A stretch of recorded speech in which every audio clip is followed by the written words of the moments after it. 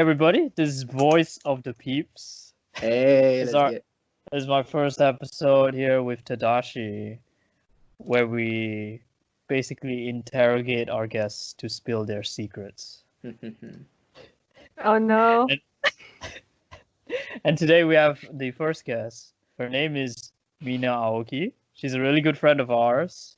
She is a activist, dancer, singer, and she's in the same university as me, Waseda University. She joins a lot of extracurriculars, and she's also the captain of the salsa club we all go to. Damn. So welcome. Thank you, Shun. Thank you, Tadashi. I am very happy to be here. Thank you for saying that I'm your friend. I feel like we're more like acquaintances. Just kidding. Oh shit. Oh. Shun and I go way Oh shit! back. I think we just stop it right here. I feel... Yeah, Oh yeah, you're like I'll you're like leave it one to of you the guys to make the jokes. you can. Oh yeah, like the first question I wanted to ask was, you're from Puerto Galero, right? In Philippines. Yes, I'm from Puerto Galera. Yes, Mhm. it's a small town in the Philippines. Population of about like 40,000 people. Yeah, if 40,000. is relevant in any way. Yeah. It's yeah. Uh-huh. So like you were there for how long actually? I couldn't remember. Like you told me before you grew up there, but I didn't know when you came to Japan specifically. So I came to Japan when I was 12 years old, and before that I was in Puerto. I graduated elementary school there, and my parents are living there. So most of my family members are in the Philippines, but I did my junior high school and my high school here in Japan. So I've been living here for about 8 years now. Yeah. And then is it completely different for you, like, like from a small town and then you come to like huge city like Tokyo? Was it like scary at first? At first, yes, like I remember being really culture shocked the first time I came here. Um, the first time I saw Tokyo Station, my jaw dropped. Like, Oh, you know how in front of the station there's like a big road that leads to the Imperial Palace, and there's right. like 6 roads or something. Mhm. Right. And I was a huge nerd back then, so I was like, whoa, like dragons can land on this thing. Okay. So, anyways, yes, like I think it's really on point that it's a very, for me, it was like quite different to like live in a big city after growing up in a small town. How do you Okay. find? How do you find the like differences between a city and a small town, like in terms of, especially like in different countries? Um, so I think like the size is one factor, but it's also the cultural difference that is quite interesting, like the contrast. So back where I'm from, like everybody kind of knew each other, and so there was this kind of tight-knit culture that if you go to the grocery store, like you're Nice. kind of in talking terms with the cashier kind of thing, and you can bargain. But like in Oh, Tokyo, that's the uh, Asian culture yeah. right there. Yeah, in Tokyo, it's more, I guess, organized in a sense. Right. Mhm. Um, so there are rules that are expected to be followed, and I guess like not many people know each other as much. Like Right. it's quite kind of expected to be in touch with strangers for different things. I see.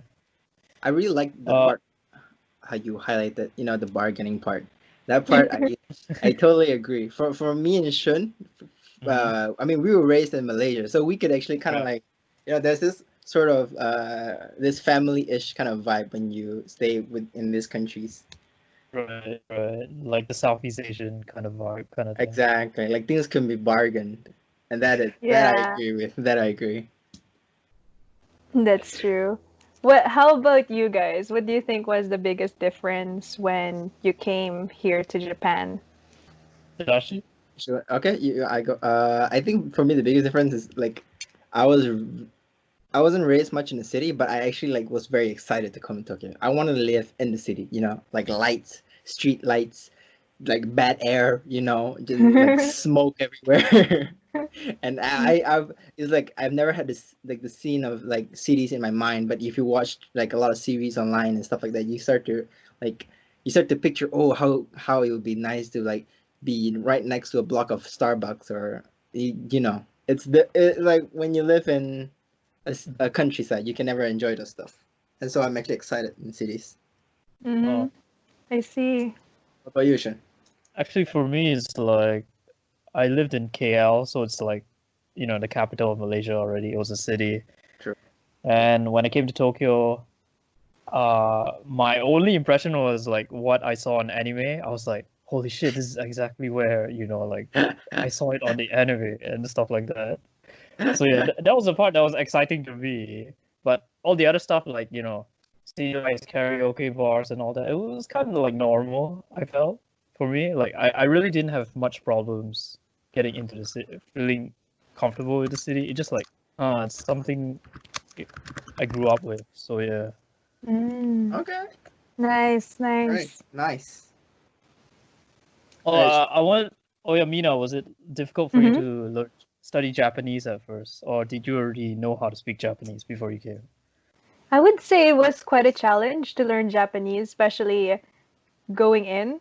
So when I was younger, thankfully my dad started teaching me how to read and write like katakana and hiragana. So by the time I came here, I knew a little bit about the script, but I never really used it in daily life. So it was hard to keep up with students of the same age because so I came here at 12 and everybody had already like 6 years worth of Japanese All right. education, Hmm. and I didn't have that. So it was quite hard to keep up with them. So like at the end, like I spent my first 3 years in Japan, just intensively studying Japanese. Ooh. Yeah. Mina, maybe you can tell the lovely people of the internet, right, about like the difficulties of learning Japanese. Like according to you speak multiple languages. That is sure, right? Like you speak four, Hmm. I would say. Oh my gosh. I speak three equally Three. horribly. by, And yeah, by like, horribly, she means uh, really good, by the way. oh Exactly. no. I'm blushing. It's kind of hot in here.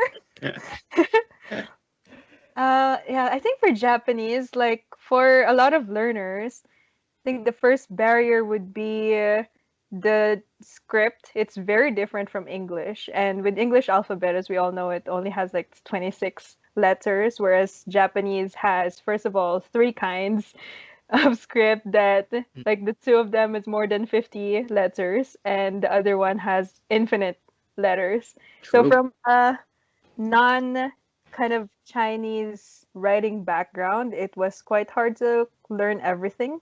Like I get the impression that people who have learned Chinese before have an easier time getting into writing Japanese or reading Japanese. So Facts. yeah, for me, like writing was quite tough at first. Yeah. And like now it seems like I'm so happy that I can write Japanese. It's like a Right. flex to people who cannot Right. write anything Right. other than Roman characters. Like, yo, I know this script. Pardon. I think I feel the same as well when I just started being able to read like kanji and stuff. Mm, Because prior to that, you just look at it, it's just like, what is this thing? I think it's like an alien language or true. something. Hmm. But then suddenly when you read it, it's like, oh damn, son, I can read like moon runes and stuff like that. Yeah. So Mm. Yeah, it's a different culture in itself. Like, it really gives a different perspective, I feel.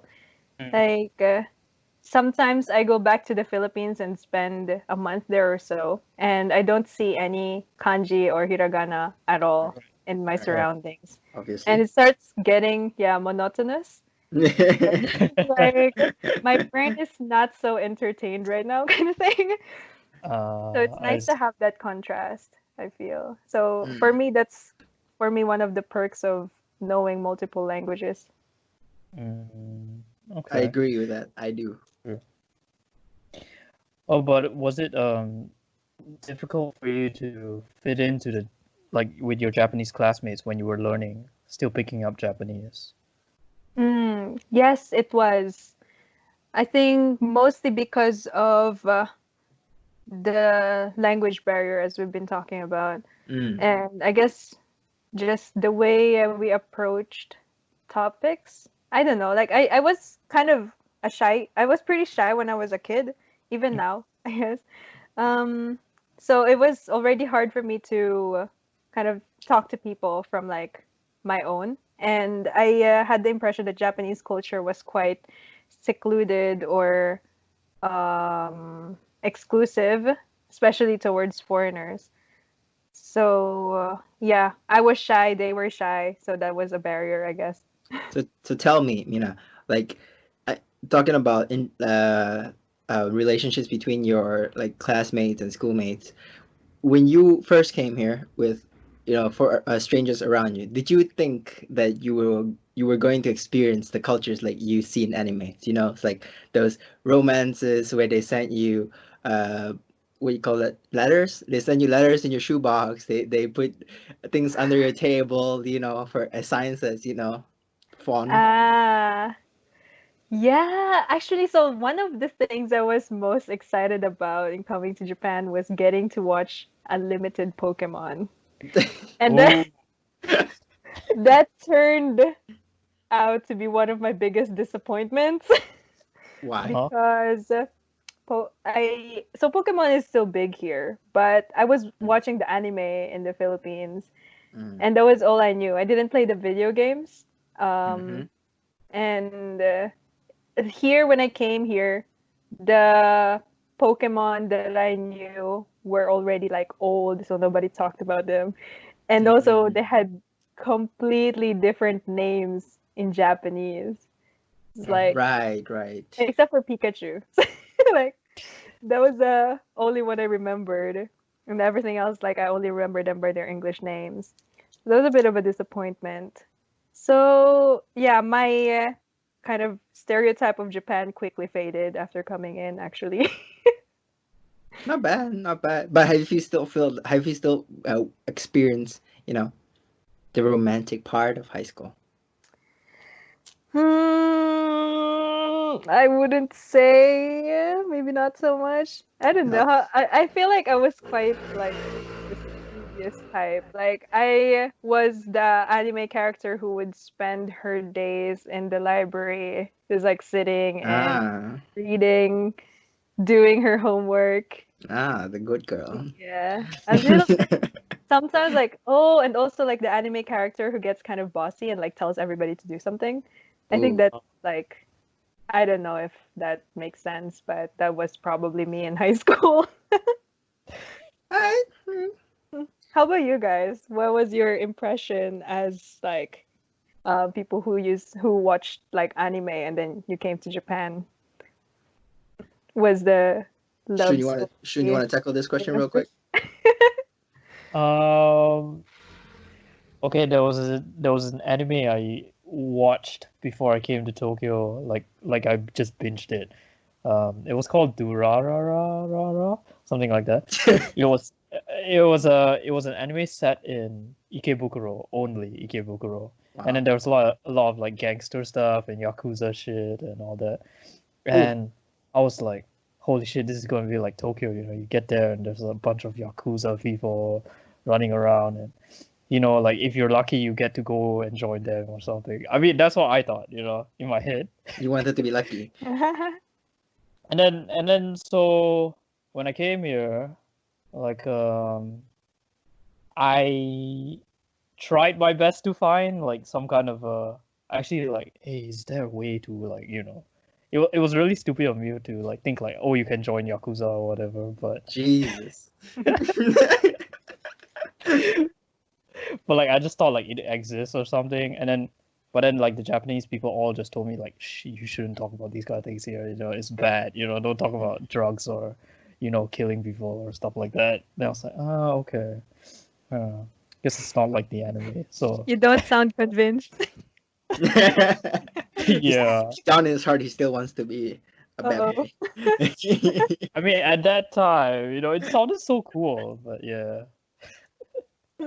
For me, How about you, Tadashi? I Oh. think like coming into Japan with this kind of thought in my mind was I knew it's gonna be fake. The thing was like when I was here as a child, right? When I was here as a child, I experienced things that was let's say I didn't really experience good things when I was here as a child. I left this place and I had bad thoughts like put into my mind because of my parents because my parents you guys probably already know Mhm. divorce and stuff like that. But then so they keep putting bad thoughts in my mind. But when I came back, it's not as bad as you think. I thought people would have evolved from the olden days of Japan. Right. But people traditional holes in Japan, which is some parts good, some parts bad. But either ways, love it. Mm, yeah. So I guess it's a lesson that if you don't have a lot of expectations, or if your expectations aren't unrealistically high, then like it's easy to kind of like the surroundings more. Mm-hmm. True. True.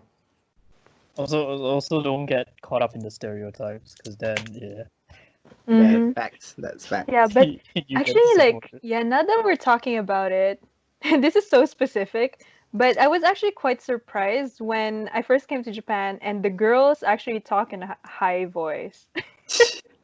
Oh yeah. I would like to agree with that term. I like to very agree. Like girls who talk with in a high voice. I'm not saying it's a bad thing, but I actually do find it quite annoying sometimes. You Yeah, know, like it's yeah. oh my god. It depends on the situation, I guess. I thought when you go into those grocery stores or even like Don Quixote or something, they just like talk in that really high voice, and you're just like, you thought it's a recording, but it's actual person screaming in the microphone. I was like, what the hell? Yes, that's true. That is true. That is true. But I like it because like some of the tones, some of the stories that we walk into, they have really nice tone. Like they talk in it's like a natural high pitched voice. But there are just some girls, right? They do not sound that high and like in their pitch. But then they have this like automatically if they see someone they do not know, they put themselves in a like a not like I'm not trying to say in the bad way, but they do wear a mask for the first time they meet a people. Mm-hmm. They meet a person. Right. Yeah, that's what I'm Yeah, saying. that's so interesting. I was just about to bring up the topic of masks or like facades. And Uh-huh. like for me, like I feel like a defining part of maybe like service culture in Japan is that they can put up a face, and like it could be both good and bad. But like so now I want to focus on like the good part is that it gives out like some sort of professionalism in what they do. So maybe that Mm. high pitched voice, like they're putting it up, like it sounds a little bit artificial, but Mm-hmm. it's also like their professional face or like what Uh, they give to the customer as like their Mm-hmm. service, like the part of omotenashi. mhm. So Mm. like it sounds a bit artificial, but it does kind of make the place what it is, I guess. Does True. that make sense? Wait, so do you think like Japanese guys in general like high-pitched voice girls?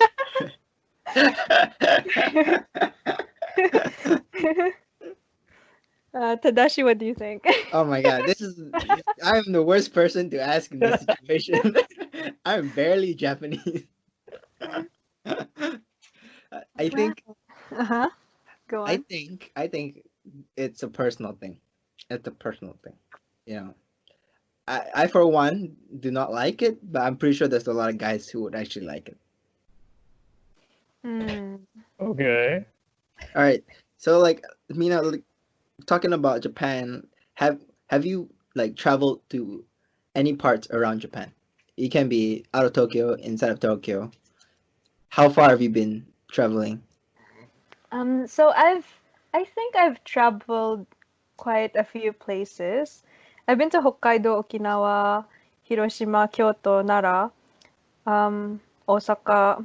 I guess like mostly Kanto and Kansai region, or just like yeah, Kanto. One of my most memorable trips recently is probably a hiking trip. So we went to Nikko National Park. Wasn't really that Nice. recent, maybe like a year ago or 2 years ago. Nice. And we spent 2 days, 2 nights hiking, actually. And it's this really scenic location. We hiked 5 peaks in total, and all of the peaks are above the clouds. So when you're up there, Nice. yeah, it's only rocks, and like below is all clouds, and it's quite different from the scene of Metro Tokyo, like with the buildings and like the neon lights. It's completely different, and Mm-hmm. it really made me feel that Japan is not just this metropolis or like this really organized population, like densely populated cities, but also it's so full of nature. So there are True. forests and like mountains and volcanoes. It's a volcanic archipelago. We actually It's a had good like thing. an It's a good thing. outdoor. Yeah, it is a good thing. But it is what it is. It is what it is. Yeah, but like the cool part was this outdoor onsen thing. Like it, Yes. yeah, like just like right at the volcano, kind of like right Yes. at the volcano. Yeah, it was nice. So, yeah, positive side of like being a volcanic archipelago, you get to have onsen. Yes. I agree. True. True. True. Mm, What is your best memory of an onsen experience? probably that, just because it was outdoor and really scenic. Mm-hmm. And With the yeah, monkeys? there weren't monkeys there. I think for monkeys, they live northern Japan. I've seen like really cute pictures. I haven't like seen them in person yet. You Oh, mean but see them with monkeys? I Yeah, mean, when it's like there's a lot in Ueno Zoo. If you were to go, No. yeah, but like not in those no. I do like the idea of monkeys, but then we're talking about monkeys in hot springs, not just Oh, monkeys. okay. Yeah, if we're talking about monkeys in general, like I think like I have one here already, so Homo sapien. yeah. Almost. You join a lot of these kind of what associations, student associations. You know, the IS, SC, and like settlement or all this kind of stuff. And I was curious to know like why you're so interested in like doing all these kind of activities, like helping exchange students and stuff like that. What's your motivation for doing all this? Thank you for your question, Shun. Oh, For me, these organizations have really been a definitive part of my university career. And I think without them, it wouldn't have been as memorable as it Mm. is. I think one of my motivations, so firstly, I think the deep cause is that I just genuinely wanted to help foreigners who are in Japan because I had firsthand experience of how inconvenient it could be if you are not able to access as much information as most of the people around you. yeah. And yeah, I just wanted to, I guess, make it easier for other people coming into Japan to assimilate or integrate into the culture.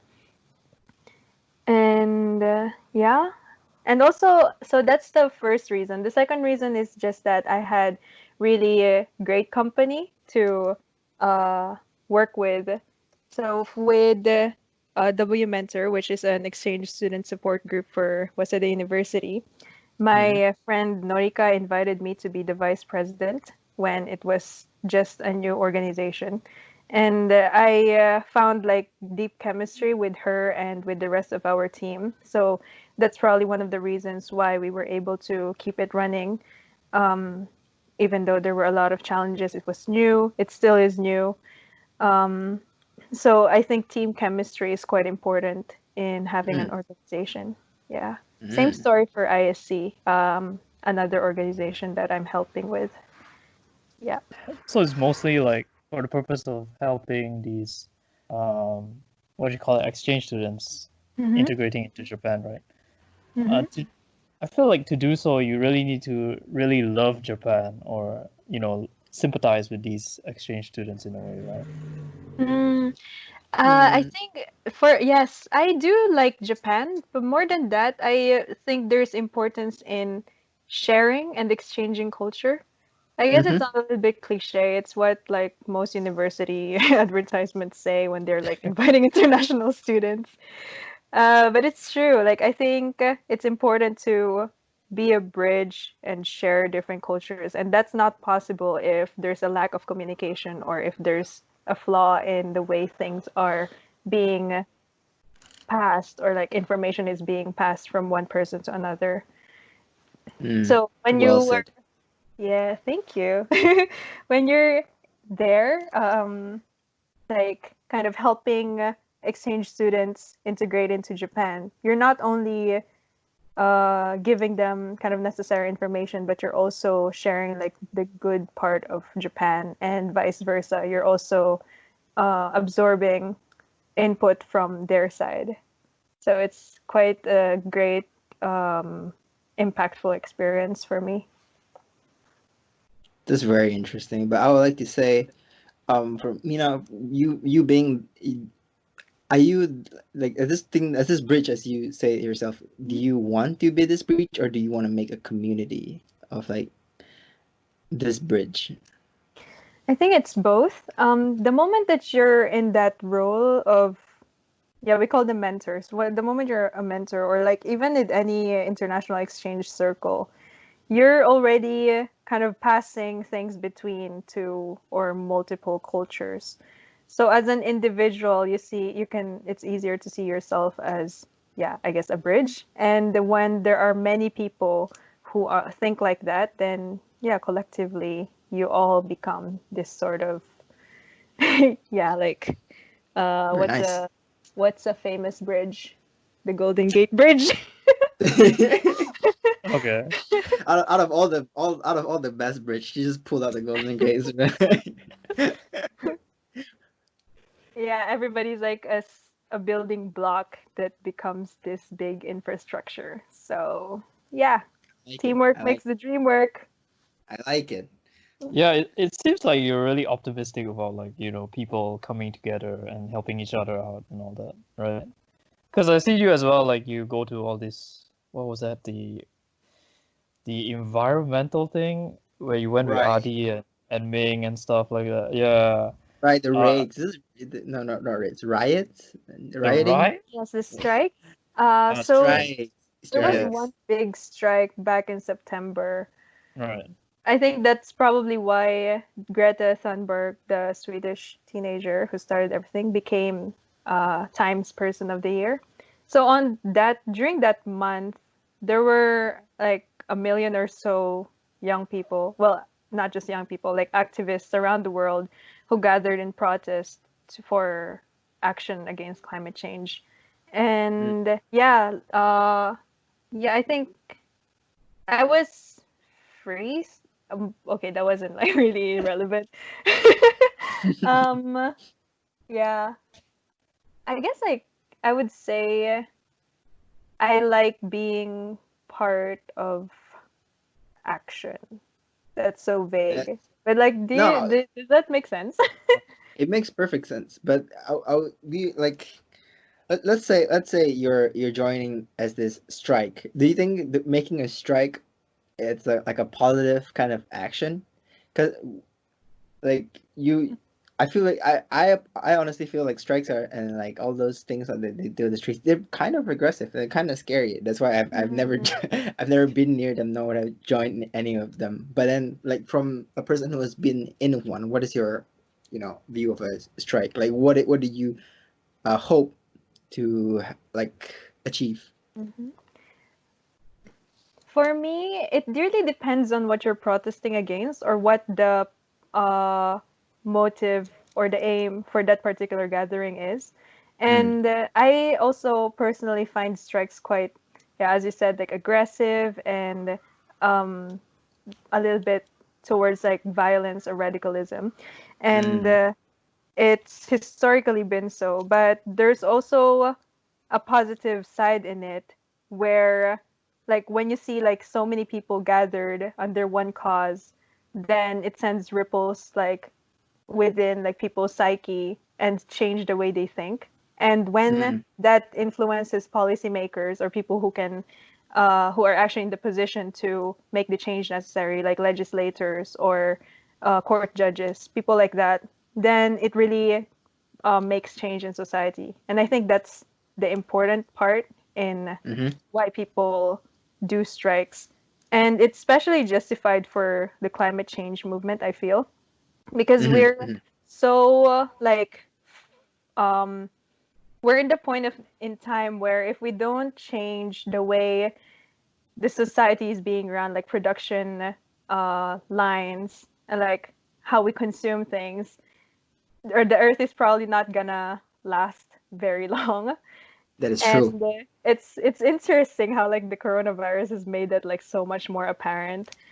And I That guess is like that's true. another conversation like after this. But yeah, I think the climate change is probably like the least controversial movement.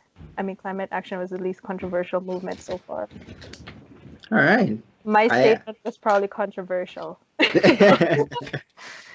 but I do like that it's for the greater good, the greater purpose. I do believe that if you're striking for something like of least important, maybe for I don't know. I'm not saying veganism is a bad thing. Veganism is great. I was vegan once, but if you go strike for vegans, like it's a total different thing when you're striking for like world. Mhm. What Yeah, is I it? think it's you would send a different message. That is true. It's important to, I guess, send like how do you say the channel in which you send your message is as important as the message itself. Well said. Yeah. I like that. Sure.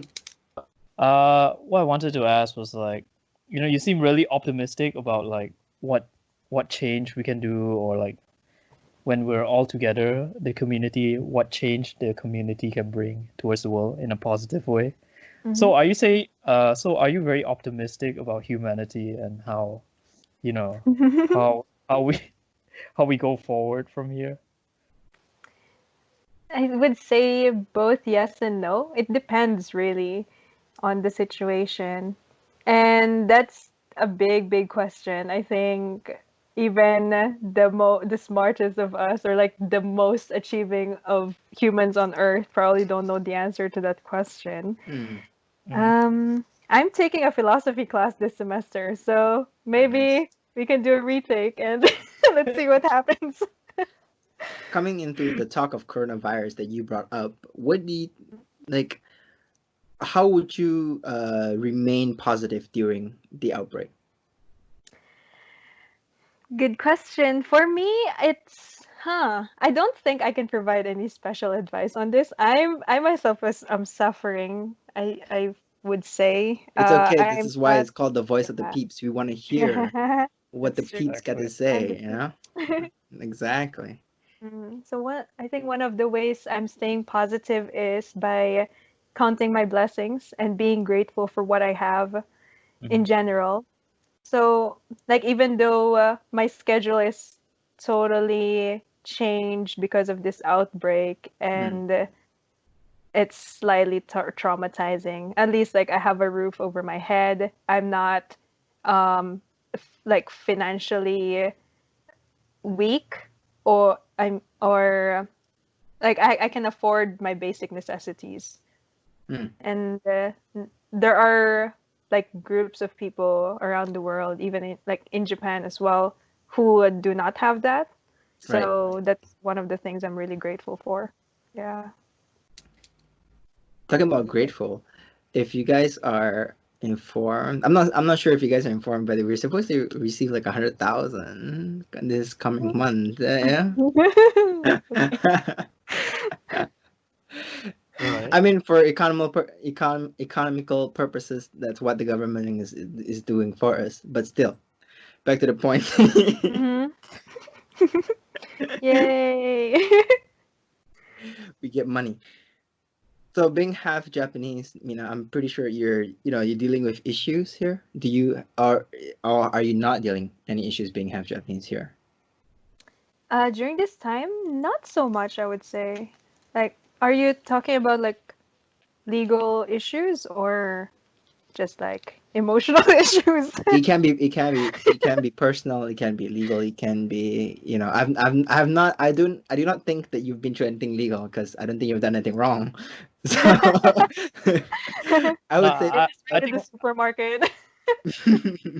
no, I think what Tadashi meant was like, like all three of us are like half Japanese, right? During our parents' time, I mean, my mom told me like when she was in university, being half was actually looked down upon. Like Mm, they would think like, oh my God, he's not queer, he's not Japanese and that kind of thing.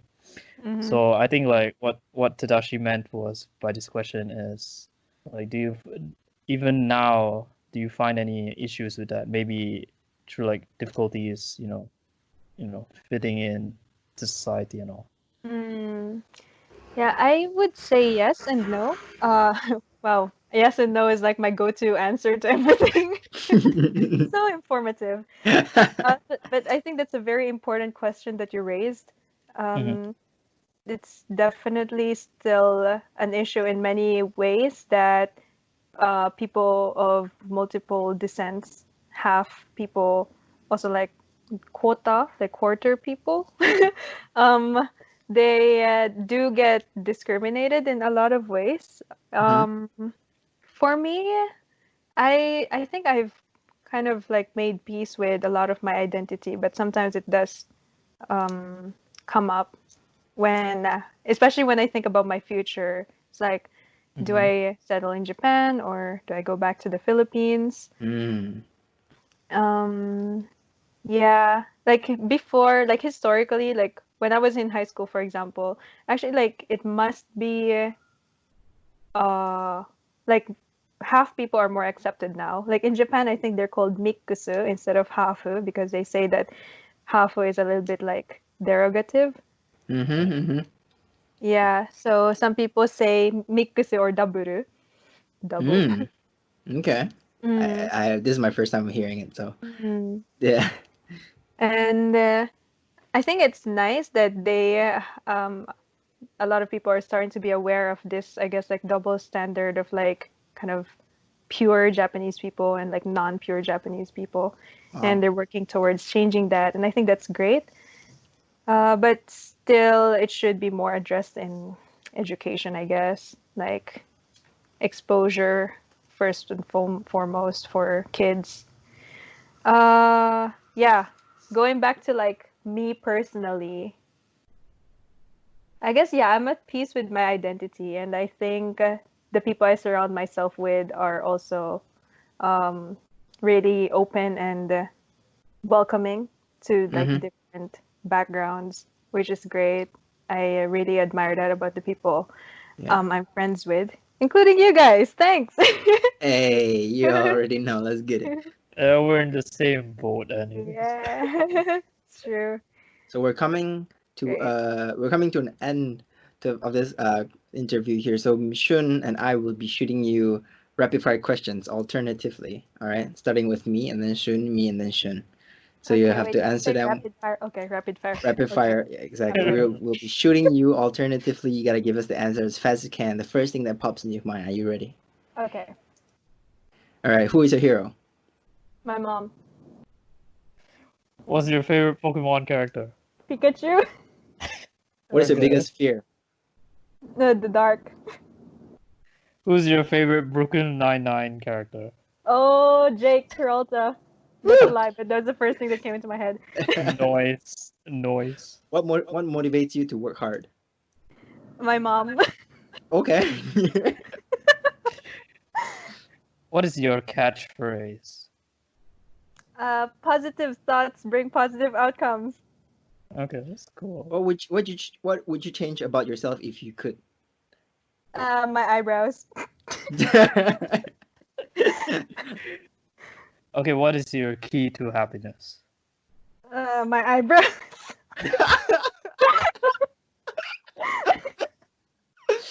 What makes you laugh the most? Oh my god. Eyebrow. The eyebrows. Tadashi.